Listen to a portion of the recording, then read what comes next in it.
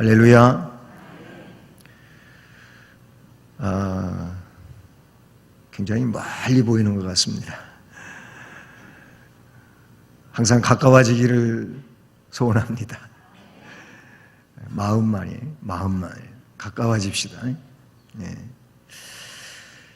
바울 사도는 주님의 몸된 이 교회를 아름답게 건전한 또 건강하게 그렇게 성장되기를 언제나 원하고 있었습니다. 바울은요, 그래서 교회를 극진히 사랑을 했어요.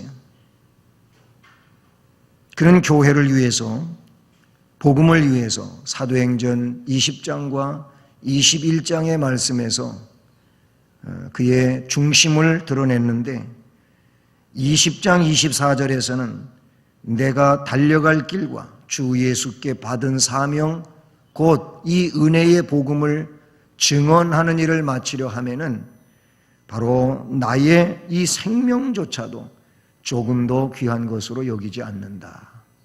복음을 위해서는 생명도 내놓겠다. 이런 말씀이죠.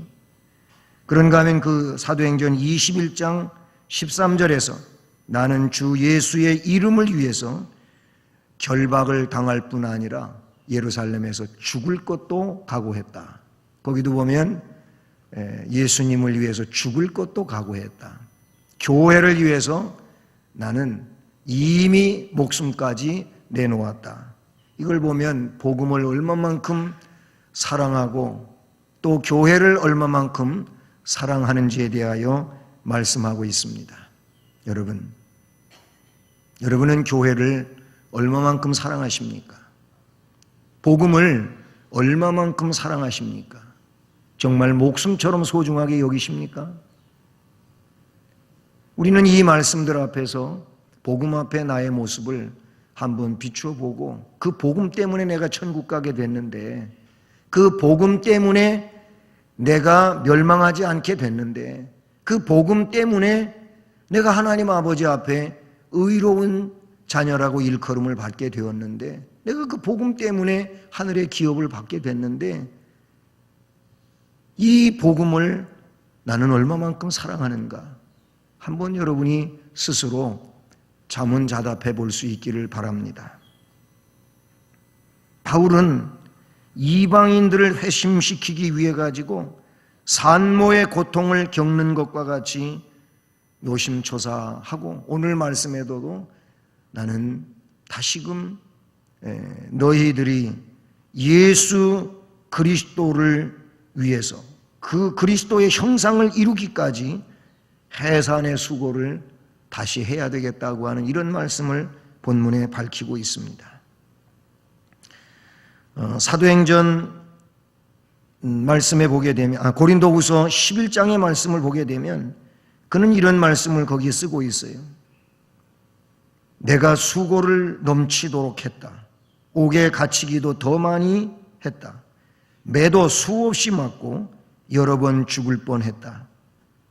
유대인들에게는 40에 하나 감한 39대를 맞는 매를 5번이나 맞았고 3번 태장으로 맞고 1번 돌에 맞고 3번 바다에서 파선하고 일주야를 깊은 바다에서 지내고 여러 번 여행하면서 강의 위험, 강도의 위험, 동족의 위험, 이방인의 위험, 시내의 위험, 광야의 위험, 바다의 위험, 거짓 형제 중에 위험을 당하고 수고하며 애쓰고 여러 번 자지 못하고 줄이며 목마르고 여러 번 굶고 춥고 헐벗었노라.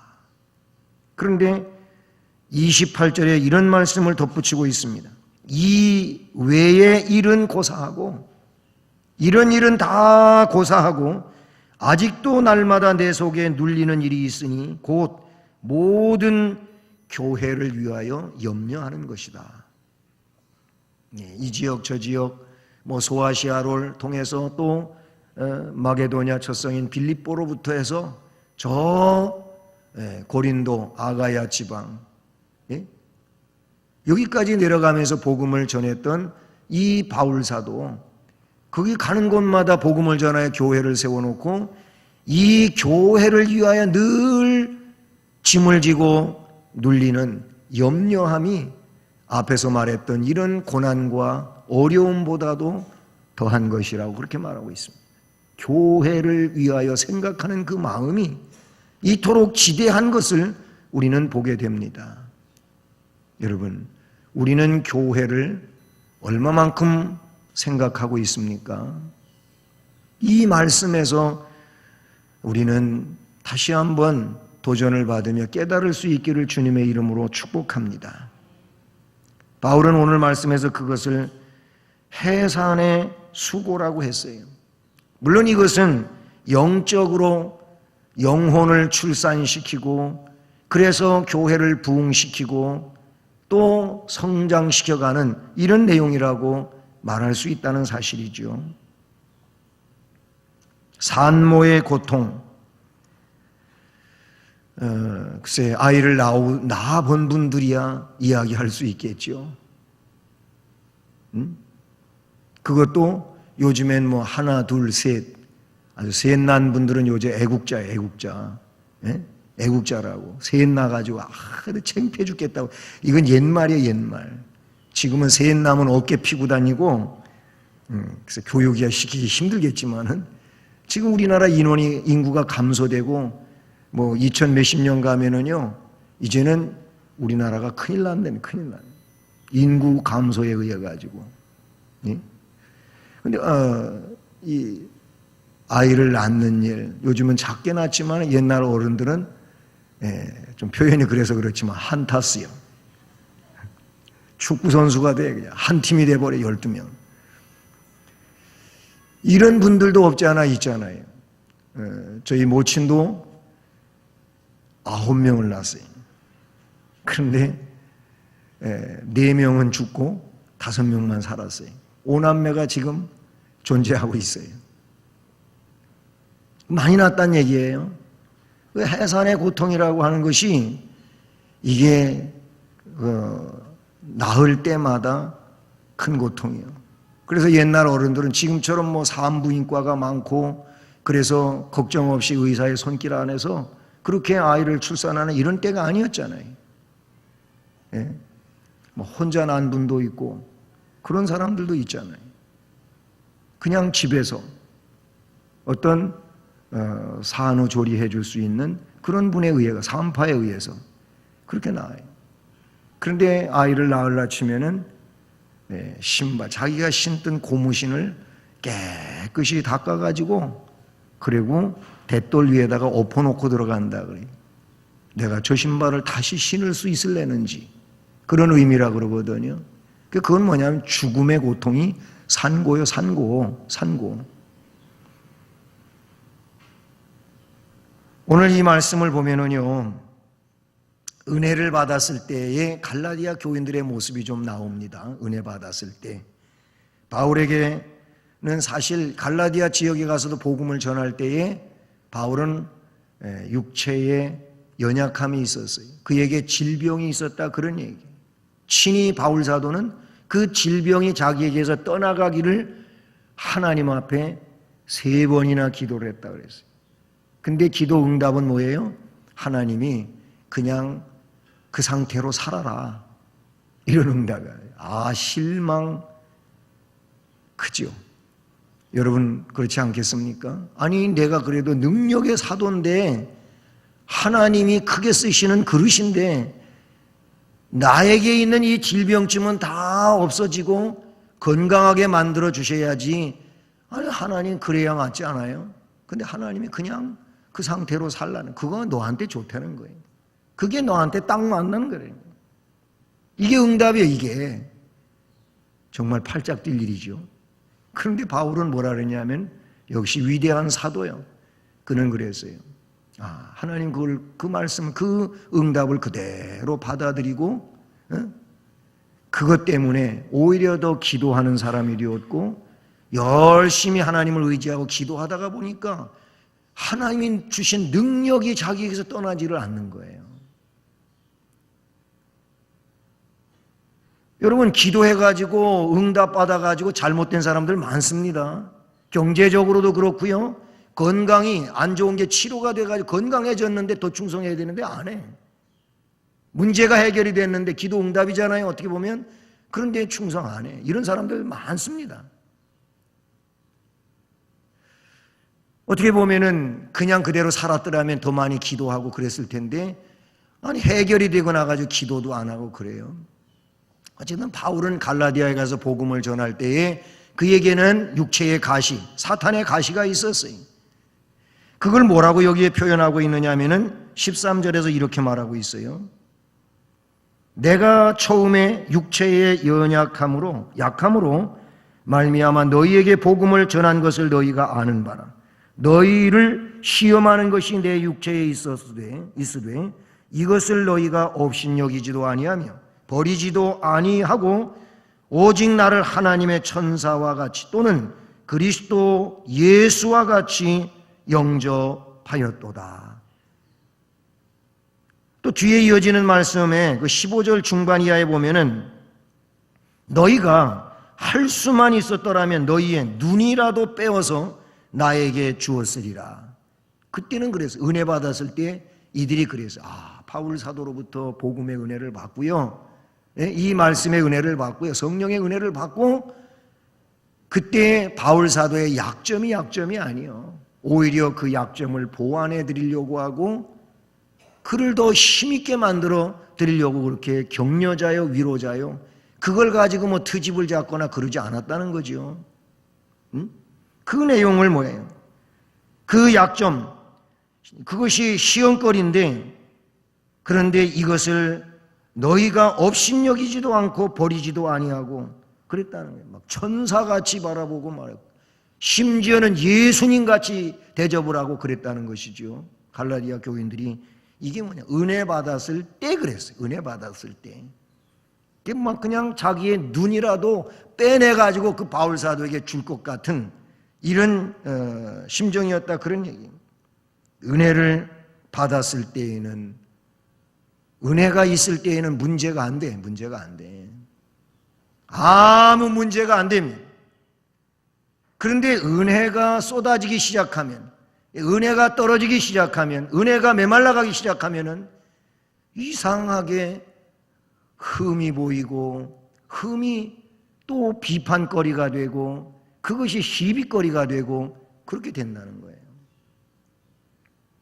여러분, 교회에 대하여도 그렇고 사역자에 대하여도 그렇고 삶에 대해서도 그렇고 자꾸 불평이 생기고 비판이 나오고 어떤 부정적인 내용이 나오면 기억하시길 바랍니다.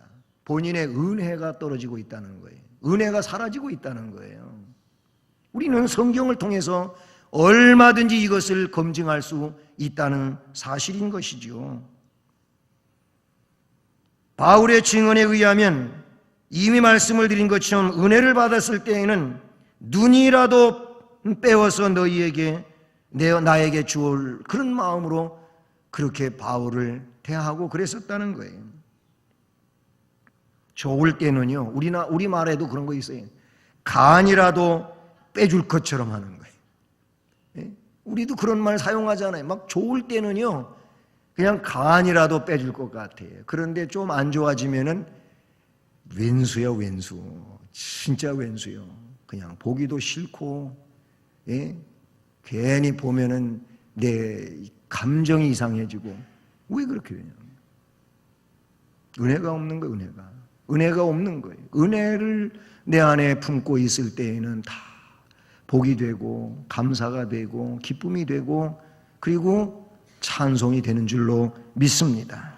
은혜를 받았을 때는 그래요. 그런데 이 은혜가 떨어지기 시작했어요. 갈라디아 교회 성도들에게서 은혜가 떨어지기를 시작했어요. 왜 그랬습니까? 오늘 말씀해 보니까 그 이유는 다른 데 있는 것이 아닙니다. 17절에 이렇게 기록하고 있어요. 그들이 너희에게 대하여 열심내는 것. 여기서 그들은 누구냐면은 유대주의자들이에요. 율법주의자들이에요. 이 율법주의자들이 바울이 갈라디아 지역에 복음을 증언하고 교회를 세워놓고 또 다른 지역으로 옮겨갑니다. 갈라디아에서 이제 더 다시금 서남 쪽으로 내려가면서 마케도니아 지역으로 가게 되는 것이죠. 이 서쪽으로 가면서 다른 지역으로 이동을 하게 되는 것이죠. 소아시아에서 말입니다. 그런데 그곳에 율법주의자들이 들어오게 됩니다. 거기 이 말 17절에 그렇게 말합니다.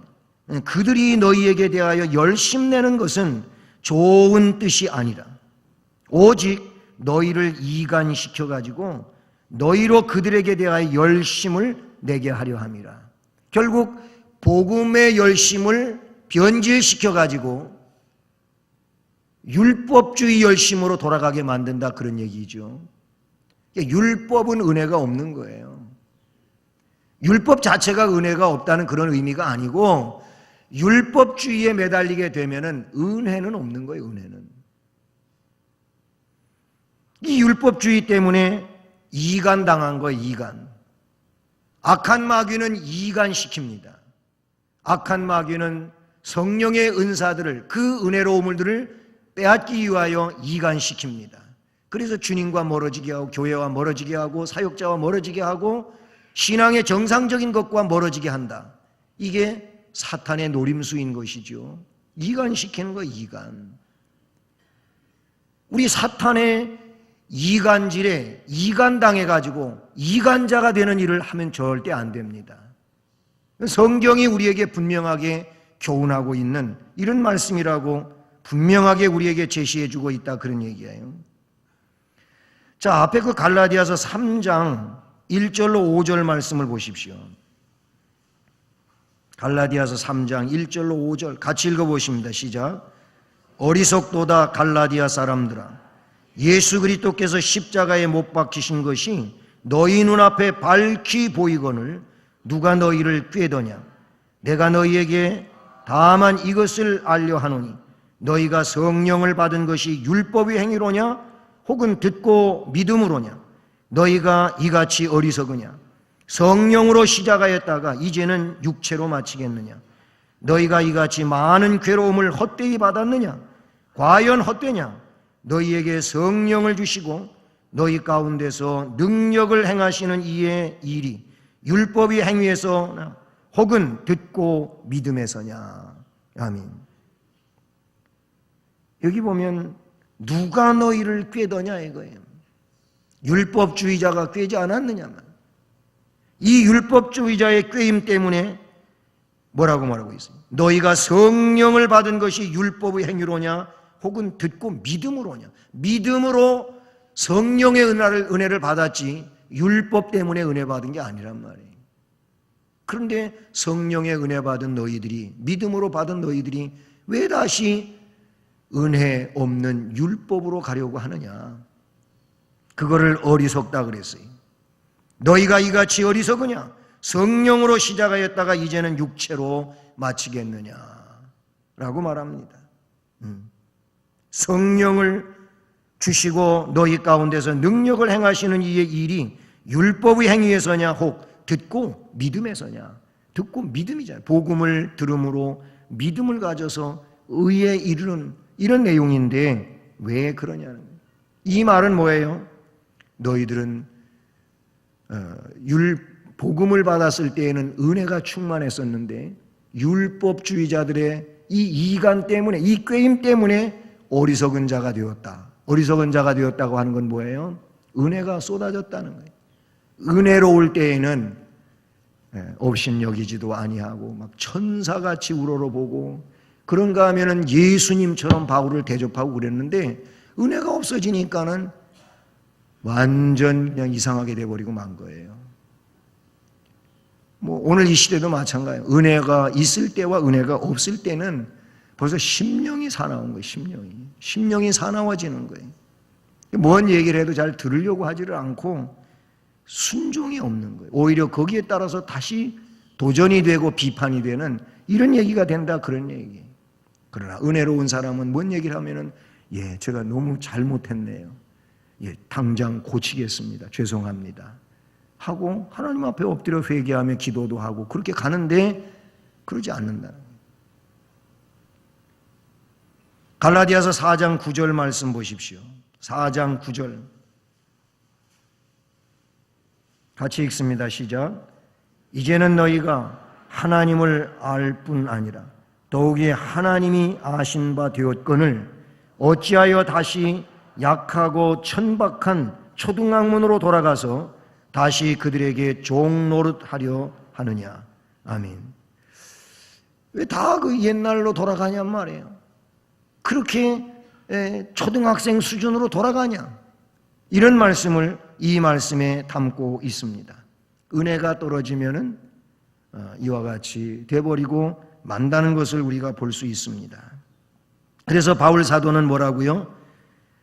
말씀에 너희의 복이 지금 어디 있느냐? 오늘 본문 15절에 그렇게 말하고, 그때는 너희가 정말로 복 있는 사람이었는데, 은혜 안에서 복 있는 사람이었는데, 그런데 지금 너희의 복이 어디 있느냐? 복이 없다는 이런 말씀이거든요.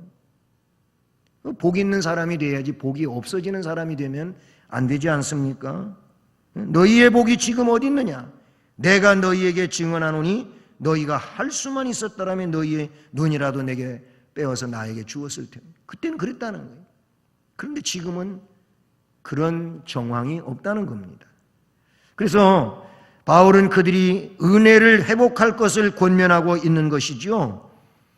오늘 본문 18절을 보면 좋은 일에 대하여 열심으로 사모함을 받음은 내가 너희를 대하였을 때뿐 아니라 언제든지 좋으니라. 좋은 일에 대한 열심, 믿음이 발전되어지고 성령의 은혜가 더 풍성해지고 은혜의 역사들이 일어나고 하는 이 좋은 일에 대한 열심, 그리고 그 사모함을 받는 것은 내가 너희를 대하였을 때뿐 아니라 언제든지 좋다. 이거는 두말할 것 없어요. 언제든지 좋은 일이고 훌륭한 일이고 꼭 해야 할 일이고 칭찬받을 일들인데, 그런데 좋은 일에 대한 열심이 아니라면 복음으로부터 멀어진다든지 주의 은혜로부터 멀어진다든지 이런 일들, 그래서 그 사탄의 노림수에 빠지고 그들과 동일한 이런 불평 비판의 삶을 살아가게 되면 그런 것은 안 된다는 것이죠. 바울은 그렇게 훈계하고 있습니다.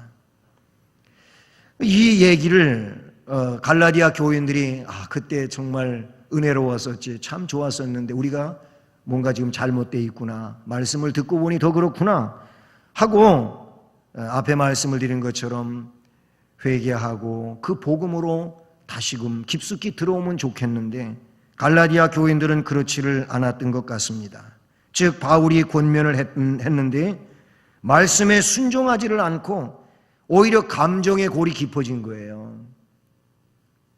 감정의 골이 깊어졌어요. 그래서 바울은 16절 말씀에 내가 너희에게 참된 말을 함으로 원수가 됐느냐? 참된 말을, 진리를 말해 주었다고 해서 너희가 이렇게 감정이 안 좋아지면 되겠느냐? 마지막 절에서는 뭐라고 말하고 있습니까? 20절. 내가 이제라도 너희와 함께 있어서 언성을 높이려 함은 너희에 대하여 의혹이 있음이라. 언성을 높이기까지 하려고 하는 이런 모습에 대하여서도 말씀해 주고 있다는 사실이죠. 은혜를 회복하라고 하는 이 권면의 말씀에 순종하는 일이 내가 사는 길인 줄로 믿습니다. 그것이 은혜가 되는 것이고 복이 되는 길인 줄로 믿습니다. 성령께서 우리에게 지금도 말씀하고 계십니다. 성령께서 하시는 이 말씀을 우리가 듣고 그 말씀 안에 자신을 은혜 안에 풍덩 빠뜨리시기를 주님의 이름으로 축복합니다. 바울 사도는 이들이 이렇게 순종하지 아니하고 감정의 골이 깊어지기 때문에, 그래서 그가 한 말이 뭐냐면은 나의 자녀들아 너희 속에 그리스도의 형상을 이루기까지 다시 너희를 위하여 해산하는 수고를 하노니, 이렇게 말씀하고 있는 줄로 믿습니다. 해산의 수고에 대한 말씀을 말씀해 주고 있어요. 바울의 세심한 배려, 애정어린 권면, 이것으로 살아났다면 좋았겠는데 그런데 그렇지 않기 때문에 다시 저희들을 영적으로 낳아야 되는 이런 상황이니 얼마나 힘들겠습니까? 왜 그런 거 있잖아요. 예수를 어느 정도 그래도 믿는 것처럼 이렇게 살다가 이 사람들이 교회 문을 나가서 교회 다시 안 와요. 불신앙인이 되잖아요. 이런 사람들을 다시 세우는 일이요, 진짜 더 힘들고 어려운 거예요. 뭐 조금 알고 있거든요. 좀 알고 있어요. 예. 그러니까 자기가 알고 있는 어떤 그냥 세상 지식의 수준을 가지고 성경을 가지고 이야기하는데, 그 얘기를 자기가 스스로 하면서 야, 내가 너보다 성경 더 잘한다, 뭐 이런 식이에요. 그러면서 들으려고 하지를 않는 거예요. 응?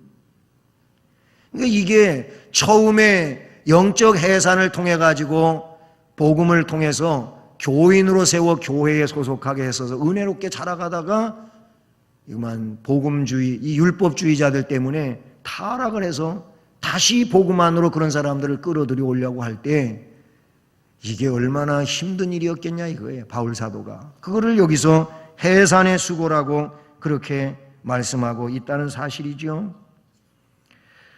바울은요, 출생의 아픔, 이렇게 아이를 낳는다고 하는 이 일은 엄청 힘들고 어려운 과정이잖아요.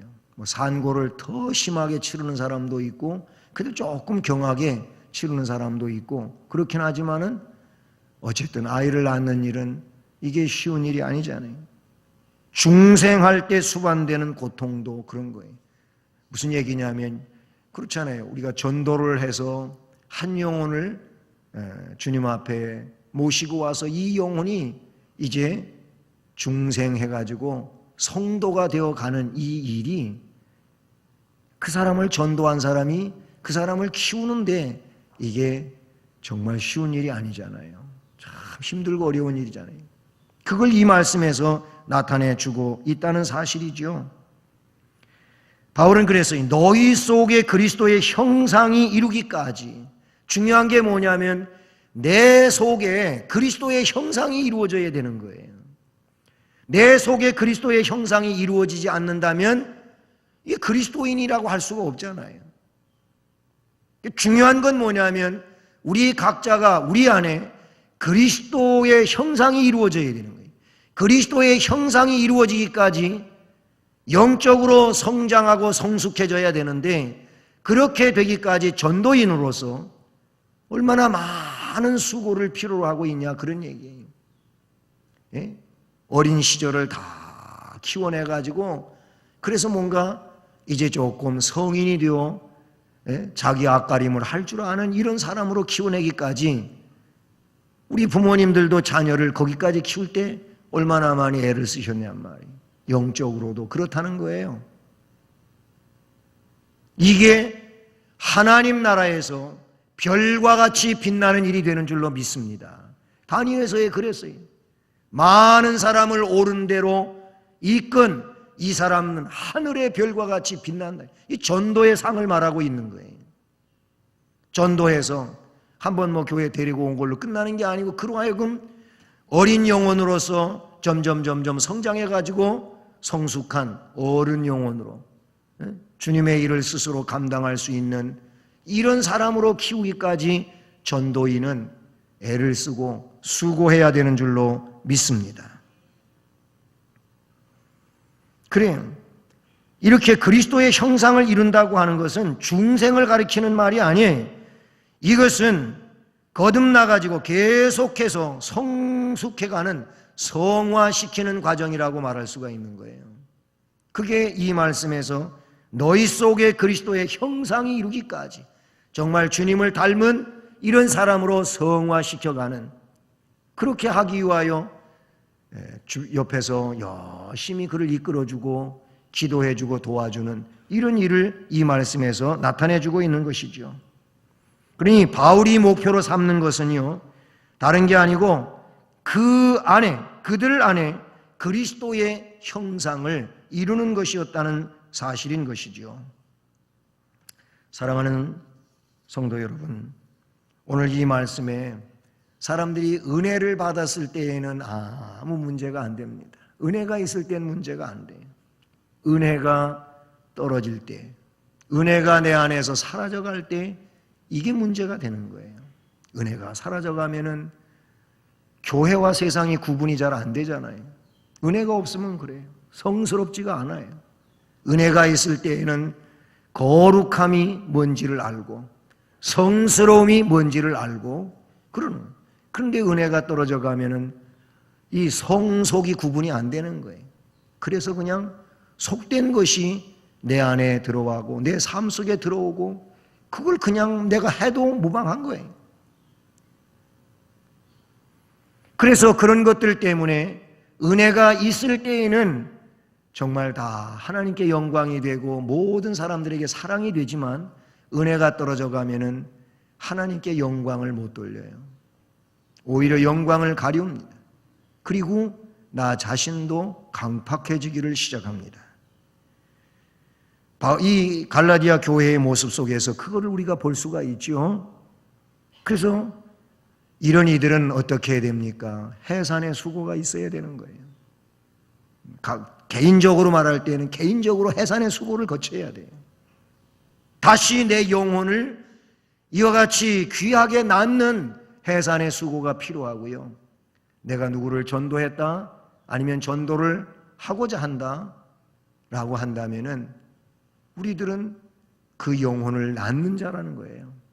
영혼을 키우는 자라는 거죠. 그런 면에서 역시 해산의 고통을 치름으로 하늘의 별과 같이 빛나는 이런 존재가 되는 줄로 믿습니다. 이 말씀에 근거해서 우리가 총력 전도주의를 생각하고 기도해 갈 수 있기를 소원합니다.